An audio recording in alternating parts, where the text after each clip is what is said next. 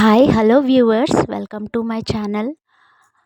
నేను మీ కొమరగిరి రాధిక. నా ఈ ఛానల్ని కొత్తగా చూస్తున్నట్లయితే సబ్స్క్రైబ్ చేసుకోండి.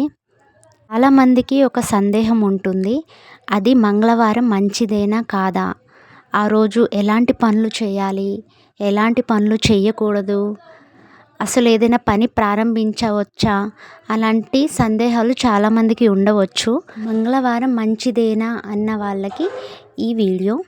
వెనుకటి కాలంలో ఓ గురుకులంలో తన శిష్యులు ఏవో కొంటె పనులు చేస్తూ ఉంటే, పనికి మాలిన ఏ పనులు చేయకండ్రా విధవల్లారా మంగళవారం నాడు అని ఆ గురువు తరచుగా ఏ వారం అయితే ఆ వారం పేరు అంటూ ఉండేవాడట. ఓ అలవాటులో పొరపాటుగా ఆ నలుగురు శిష్యులకి ఏ పనులు అనగానే మంచి పనులు కూడా మంగళవారం చేయరాదని అర్థమైంది.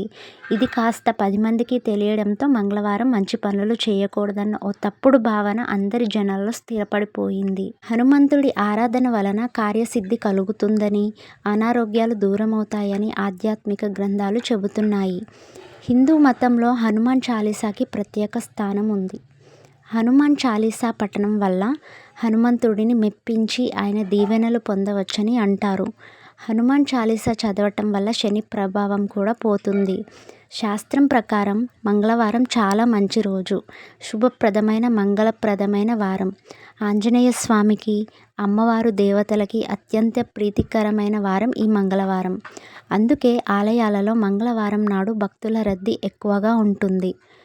మంగళవారం మారు కోరుతుంది, మారు జరుగుతుంది అంటారు.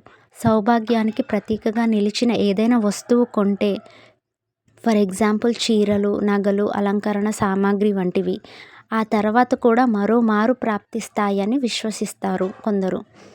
మంగళవారం మారు కోరుతుంది కాబట్టి మంగళవారం రోజు అప్పులు తీసుకోకూడదు అని చెబుతారు.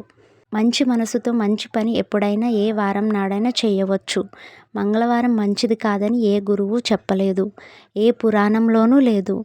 కొన్ని విదేశాలలో ముఖ్యమైన పనులు మంగళవారం రోజే ప్రారంభిస్తారు. సో అర్థమైందా ఫ్రెండ్స్? నా ఈ వీడియో నచ్చినట్టయితే లైక్ చేయండి, షేర్ చేయండి, కమెంట్ చేయండి అండ్ మెయిన్గా సబ్స్క్రైబ్ చేసుకోండి.